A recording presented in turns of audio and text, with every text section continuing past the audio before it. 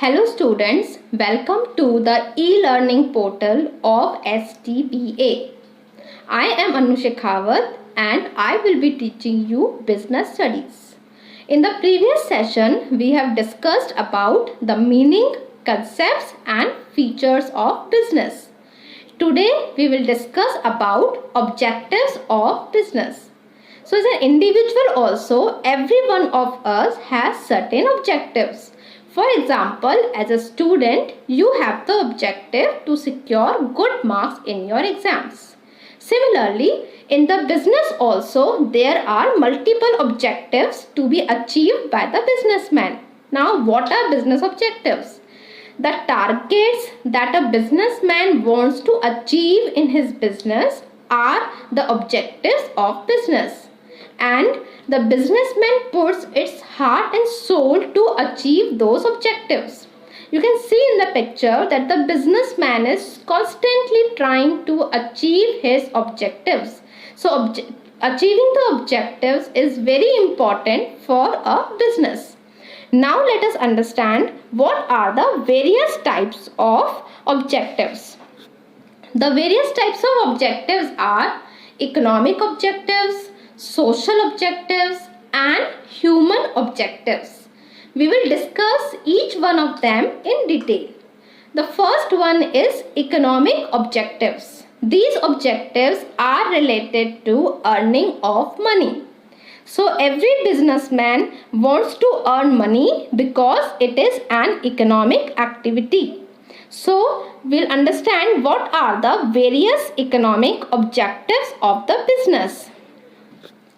The first objective of business is survival. So you will be able to live for a longer time only if you survive or only if the business survives. So the first thing is you have to establish your business. That means you have to at least cover your cost so that your business can exist in the market for a longer period of time. So when you will survive, when you will exist, then it will make the further positions, further directions smoother. Now the second objective is profit. So every businessman has the objective of profit. If each one of them is targeted towards achieving profit, it is the oxygen of the business. So everyone will want that this oxygen should always be available in the business. So the businessman will try to increase its profits and earn the profits for a longer survival. The third one is growth. So after achieving a certain level, every business will try that it should grow to a higher level. Now for what is required for growth or the higher levels? Obviously it can be interpreted or it can be achieved using various methods, like you can increase production, install new machines, increase your production, or you can increase the number of branches. For example, you have a store in a particular locality, you open another store in another city or in that city only in the another locality, then it will be also a part of growth. So growth can be achieved in two ways. One is expansion that I have just mentioned, increasing the sales, increasing the production, increasing the branches. All these are expansion. Now, second aspect is diversification. Now, what is diversification? Diversification means moving into different product lines. So, there you can start different product lines along with your basic business. For example, Reliance Industries Limited. So it is growing by diversification. It is venturing into capital, it is market, it is venturing into fashion market, it is venturing into telecom sector. So it is achieving growth by diversification. Now the fourth one is innovation. What is innovation? Innovation means any new thing in the business. So if you make the product with new technique, if you add new features, then that is innovation. And every business will want that innovation should be there in their products and services. Then only the customers will be attracted. Nobody will want to use the same type of phones every time. They want new and new features, they want new and new innovations. So for being a long-term player, you need innovation. Otherwise, your business will die after some time. So innovation is also very important. Now we have discussed survival, profit, growth, innovation are the economic objectives of the business. Let us come to the next point, that is social objectives. So every business is working in a society. It is getting all its resources from the society. It is getting many things from the society. So it is their duty also to repay all these things in the form of social welfare or activities or social objectives. So a businessman needs profit as well as social objectives to be achieved. Some of the social objectives are: first is supply of good quality goods at reasonable price. So nobody wants to compromise on the quality. Everyone wants that best quality should be given to them. So to satisfy the customers, to make them happy and to make them attached with your organization for a longer time, you should provide good quality goods at reasonable price. The price should be worth of the product. That means whatever product you are purchasing, the services or the benefits you are getting, they should be worth the value you have paid for that thing. Second thing is avoidance of unfair trade practices. So no business is allowed to fulfill or to follow the unfair trade practices like black marketing, hoarding, cheating, etc. For example, recently you must have heard in the news that many shopkeepers are hoarding or stocking the things or selling the things at a very high price. So all these are unfair trade practices, and a business cannot do all these unfair trade practices. Third is employment generation. So it is the duty of a business to increase the employment opportunities. So when it will grow, obviously it will increase the employment opportunities. At the same time, he can also be socially responsible in employment generation.